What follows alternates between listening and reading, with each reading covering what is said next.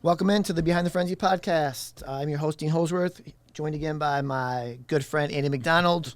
We are into the state semifinal Saturday. No doubt. We're working our way through it, and it's really getting down to it now. It's actually to the point where it's like win, and you go play where the Lions play, and who would want to play there right now with how they're doing? So. Yep, win and go to Ford Field. The drive to Ford Field is coming to an end here, and we have a lot of area teams to talk about today who have a chance to punch their ticket to Ford Field. No doubt, and I would be beside myself if I didn't mention the weather again. We got through it on Saturday at least. I know we got through it. I didn't work on Friday night with a few games that were out there. Didn't seem like there was rain either time though. This weekend, most games, I think all games are on Saturday. And, all Saturday. That's the only day that doesn't have rain in the forecast this week. So really? That holds true. You looked at? I mean, of course I looked at it. I mean, I'm working. Of so. course. Yes. If we get through that, that's like I think it's official that it didn't rain this year. It'd be amazing. That's crazy. That I never would imagine that would have happened. So never. And whatever is blessing us with that, yeah. I'm happy about it. I know. I felt bad. I mean, I didn't feel bad. I was in Indy with my daughter for soccer showcase, and so I missed last week. My first week I've missed, so I was a little disappointed in that. But it was fun to watch my daughter go out, and her and her teammates played well, and so yeah, that was fun. But you guys had a good time covering all those games. And we held down the fort for you. The first one we're going to talk about is a game you were at, Hudsonville and Howell. Hudsonville gets their revenge from that first loss of the season. Yeah, I mean, I honestly in a big way. Yeah, a lot of people told me coming into that game that like watch out for Howell. That's probably their toughest test, like the rest of the way. Kind of expected it to be that way. It was a game with a lot of energy, a lot of people at that game, obviously, but yeah, Hudsonville just couldn't be stopped. Pretty much from the first whistle, like their offense scored on their first 3 possessions of the game, and then, what's his? I'm forgetting his name now. The quarterback for them, Griffin Baker. He was phenomenal. I mean, I haven't got the chance to watch Hudsonville this year, so that's why I haven't known much about them. He's probably the best quarterback I've seen play there since I've been covering them. He scored 2 touchdowns on the ground. He threw 2 through the air. So had a great game. Right before half, they had 1 second left in the half, and they decided to try the hook and ladder play. Worked out perfectly. Got the touchdown there. I still am confused on how Howell didn't have any safeties back to stop that play, but they came up for the first guy and just let him go by in the other one. Van Lake also got a good touchdown. It was a kind of a reverse play. They did a bunch of different motions in the backfield, and then he ended up getting it and coming through. Like he made a couple defenders miss. It was a 3rd and 16, I think. So that was how they got their 3rd touchdown. So yeah, it was great to watch. Like their offense was just flowing like beautifully. First time they got the ball in the second half, they scored again. It just kind of felt like it was like, okay, well, this game's over. So Howell never really got back in the game. Their defense was great all day. I mean, they got some big kids in that Howell team. Their running back was a monster, and they had no problem stopping him. So yeah, I have a hard time believing that Hudsonville is going to get slowed down before they get to Ford Field. I just don't see it happening. Yeah, it looks like head coach Brent Sandy was pulling out all of his bags or tricks out of his bag for that, and maybe they looked like the Detroit Lions from yesterday. Right, yeah, for sure. and I'm happy for Brent too. I mean, like he has this team rolling. I don't think, like I said, I didn't see this coming to start the year, but I could tell he was fired up on Saturday. Like he was ready for that game. He was so into it with those kids. Like every time they were coming off the field, he was out there pumped up and stuff. You love to see that at this level. So awesome that they're getting as far as they are. Yeah, I'm a big Brent Sandy fan. I think I talked about this before. I covered him and his brother Cliff when they were wrestlers at Union and football players at Union, and have kind of followed him, his coaching career a little bit. And I know he's a competitor, right? And Brent's a guy, like, I know he's been disappointed by the past couple of years. You know, Hudsonville maybe not living up to the standards that maybe the community or people expected. And this year, they're achieving great success under him, and obviously gaining confidence now with every single win, which brings us into Rochester Adams. Yeah. They play at they play at Okemos. Yep. Obviously all neutral sites for the state semifinals. And, Rochester Adams, a team that's 10-2. 2 of their losses by combined 4 points. Yes. So they lost 28-25 to Lake Orion. And then the following week they lost to Oxford by 1. So those are their only 2 losses. But like you said, I think the way Hudsonville's playing right now, like, they might be punching that ticket. These are hard games for us to predict because it's like, unfortunately, with the 22 games-ish we cover every Friday night, we don't really have the time to see what's going on with teams from other side of the state. Yeah. But, yeah, I'm starting to get to the point where I just think that maybe our area this year was better than people gave it credit for, I guess. Because, mm-hmm. Our teams were all kind of competitive, beating up on each other a little bit. And now, all of a sudden, we're here with, 7 possible teams going to Ford Field. Yep. So it's to that point where it's like, are we just that good over here? Is that what the difference is? I don't see Rochester Adams stopping them. Again, haven't seen them play enough to know, but I just haven't seen a team like how Hudsonville played. I know that they struggled a little bit the week before that and had to come back and win. Yep. This team looked so well versed from the snap, like from the first play. Like every play they ran, they just looked like they knew exactly where they needed to be. Very well coached. I find it hard to believe they'll get beat. Yeah, and it's tough to be, you have your rivals like when they struggled a little bit against East Kentwood and Granville. Those are teams that see all the time. Yeah. And obviously, they didn't see Hall that first game of the year. But I just think that they just had so much motivation to go out because I think they felt like they should have won that first game. Absolutely. So I think they just had a ton of motivation, and they showed it, obviously, in that game. For sure. So another team with motivation kind of brings us into Division 2 is Byron Center. Yeah. They lost to East Lansing last year in the regional finals, a game that they led at the half, I think by maybe a field goal, and then they just didn't play very well in the second half, and they were sloppy, made some mistakes, and they ended up losing that game. Sure. And obviously all those kids remember that game, and now they get a rematch on Saturday playing at Greenville in that game, and they just absolutely destroyed Portage Central. They did. I heard at the end of the first quarter it was already 21-0, so they had no problem getting their offense going. I think they took that win at Mona Shores. That was a really tightly contested game. That last drive, they were able to get a big play and score a big touchdown and then get the interception to go on and win that game. Yeah. I think they kind of took all that momentum, bottled it up, and brought it to Portage Central because they just didn't stand a chance. Clearly, Byron Center is another one of those teams that I just, right now with the way they're playing, they got a lot of motivation from a year ago. Obviously, what you just said, playing East Lansing last year. So it's hard to imagine that a team, again, so well coached by Cisco, it's hard to imagine that they're going to slow down right now. Yeah, and their offense is playing well. Lane Tungay obviously putting up 52 points. They just have so many weapons on offense. And they do. And their offensive defensive lines are just so solid, and special teams, and it just looks like a group that is poised to make Byron Center's first trip ever to Ford Field. That'd be awesome. That's what it's all about. Getting new teams in there. You like to see it. Again, it's kind of been the story of these playoffs and this whole year. Like, it feels like a bunch of teams that we didn't think would get that far. Maybe some teams seemed like they were better. Yeah. They didn't have their best game, and now these teams are going on and still playing. I think Byron Center, like, Mona and Byron were both so, like, even. It felt like almost that it was like it was a 50-50 game. Whoever won that game was going to have a really good chance to go to Ford Field.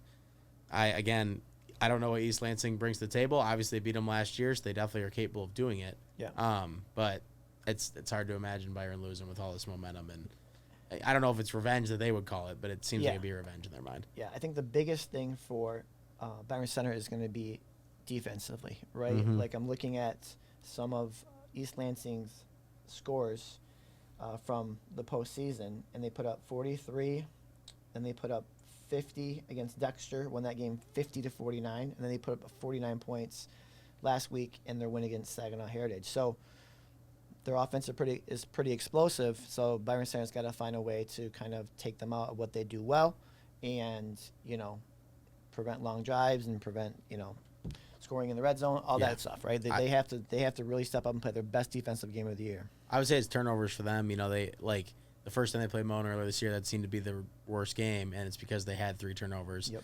Tungay threw 3 interceptions, so if they can protect the ball, that'll definitely help them. Yep. Either way, whatever team wins this game has got quite the challenge coming for them at Ford Field. So Orchard Lake, St. Mary's, or Groves. Groves was able to beat Warren De La Salle. Yeah, a little surprising. Yeah, exactly. So it's Dan Roan. That's a tough program to beat any year. So and I can say when I went to West Catholic for my freshman year, we played against Orchard Lake St. Mary. I'll never forget that game because they were so good. So yeah, they have a program every year in and out that's really, really good. Yes. So either one of these teams that wins, they're going to have to be ready for it. That's for sure. Yeah. Speaking about good teams from their side of the state, Zeeland West in Division 3 has a very tough matchup. They're going to be playing over at Forest Hills Eastern on Saturday. Zeeland West against DeWitt, and DeWitt is the top-ranked team in Division 3.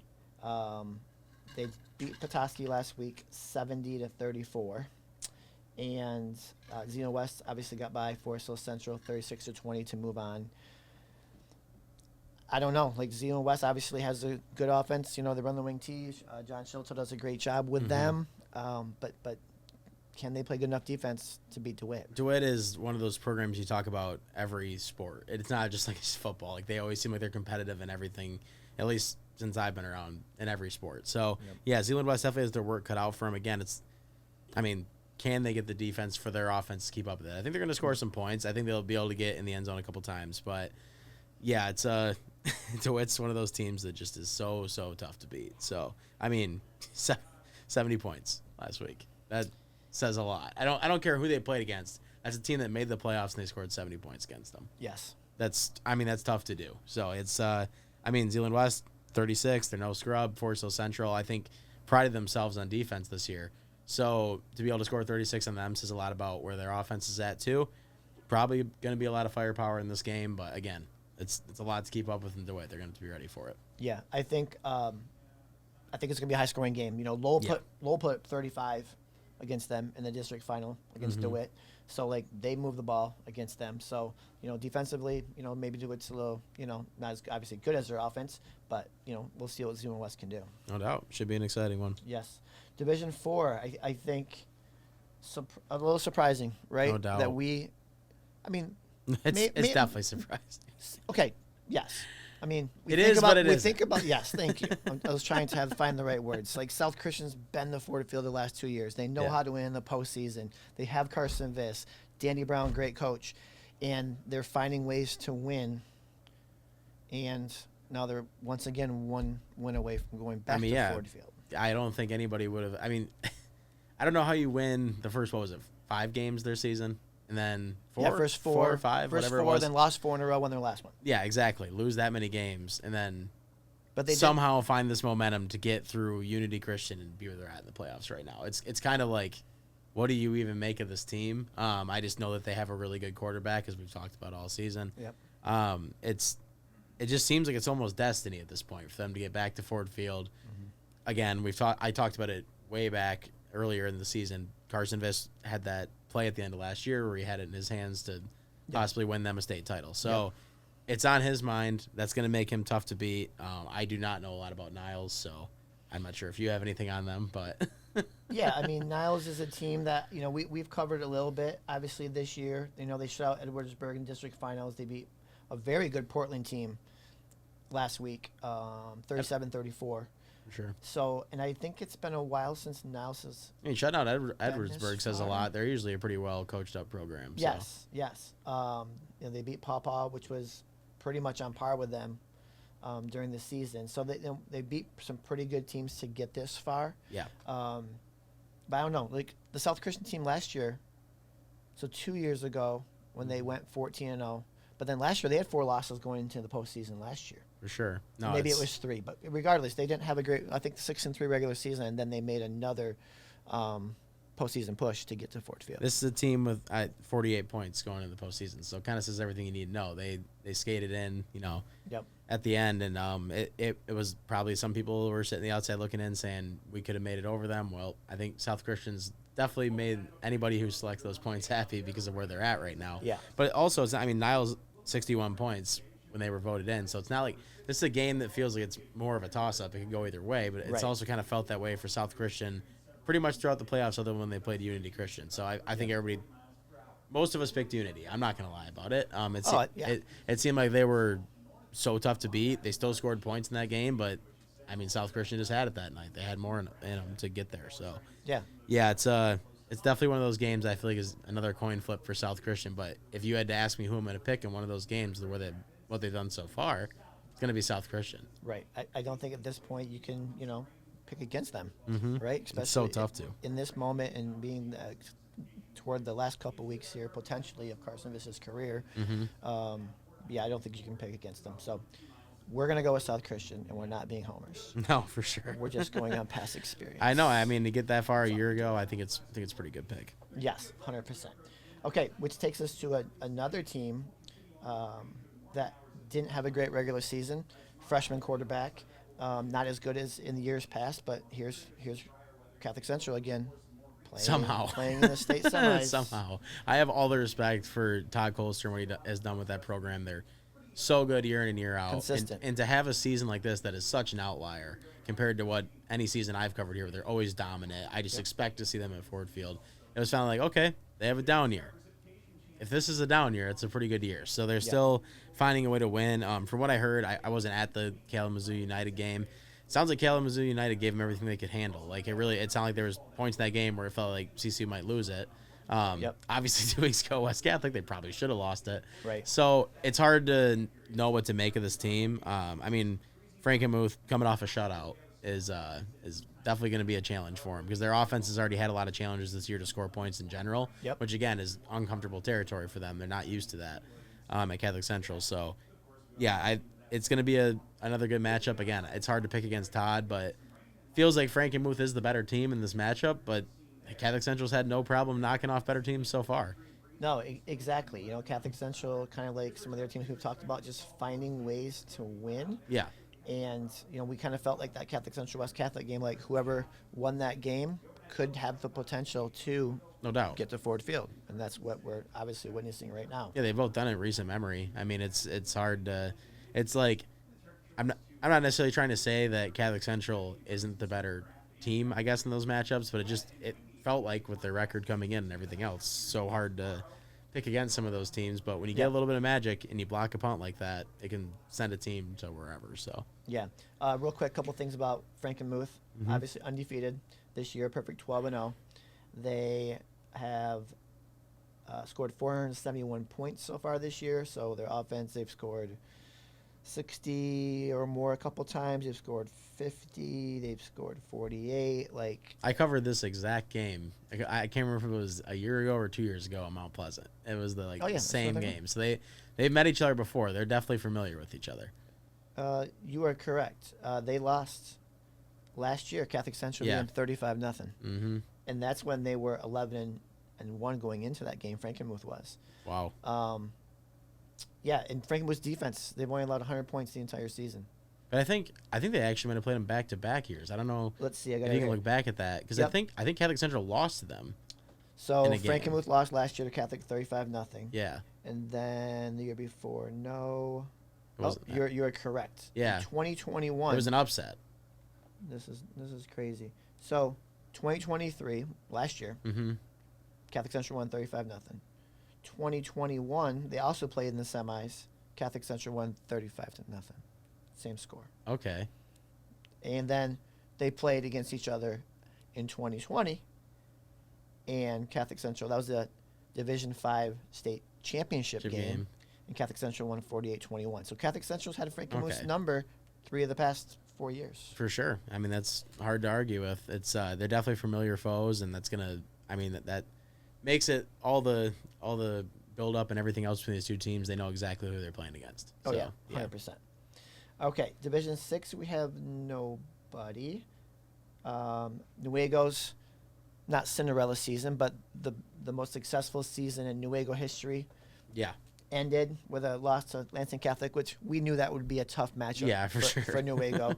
They lost 49-36, so their dream season and Ralph Munger's came to an end. I mean, what he did with that program, phenomenal. You know, I just want to put that out there. It's unbelievable because, I mean, we weren't ever really talking about them in recent years. So it's cool that he was able to come in and do that. And I'm looking forward to what he can keep doing if he stays there. So Reed City, I know one of the assistant coaches over there, another really good season, came up short to Boyne City, 34-21.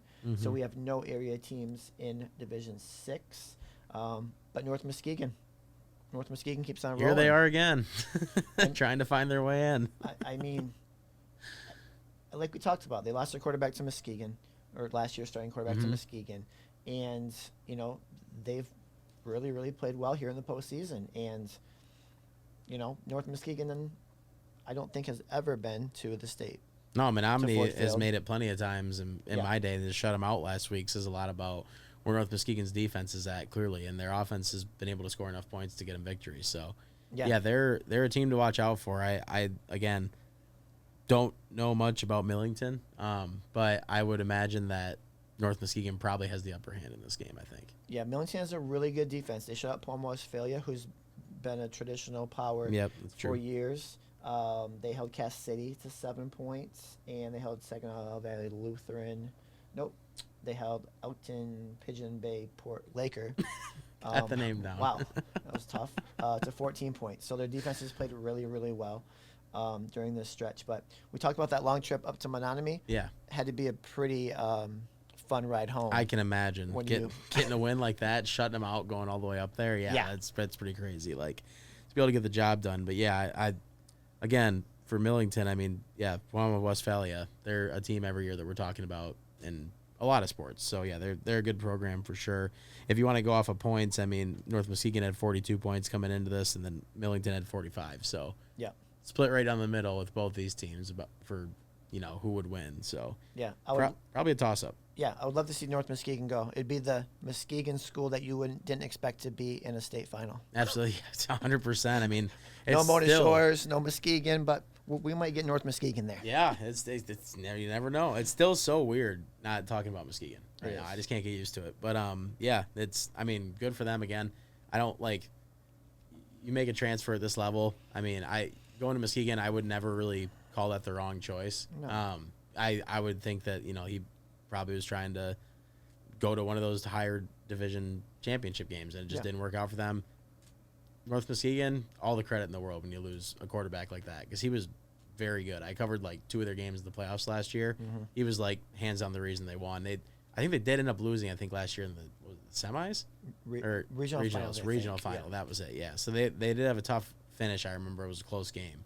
But yeah, that kid could play some football. So to be able to replace him and get this far says a lot. Yeah. The last area team in our coverage area that is in the state semis is Decatur. Mm-hmm. Decatur is playing Riverview Gabriel Richard, which that game's being played in Jackson.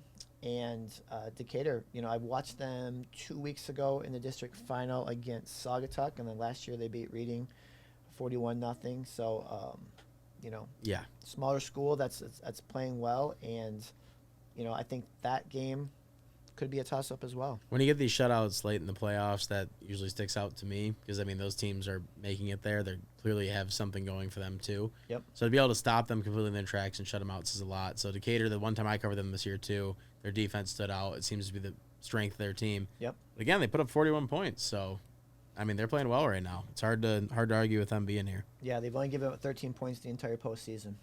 It's crazy. So they gave up 6 their first game, 7 against Saugatuck, and obviously shut out Reading last week. For sure. So, that'll do it. Yeah.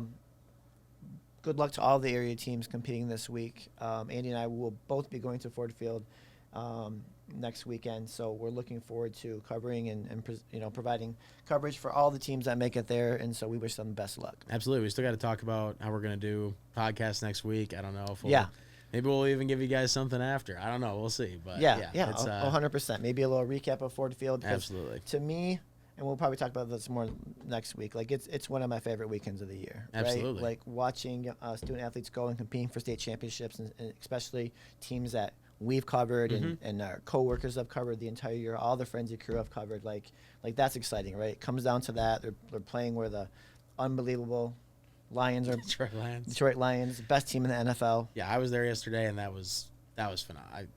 It'll be 2 days ago by the time this goes out. But yeah, it was crazy to watch them play on Sunday that well. Almost had the touchdown every single drive. That would have been something to see. But the last time they played the Jags, they also did not score on any of their drives. So pretty impressive. yeah, it's pretty crazy. So we're looking forward to that coming up Thanksgiving weekend. So, sure. All right, take care. See you next week. Bye. Yep.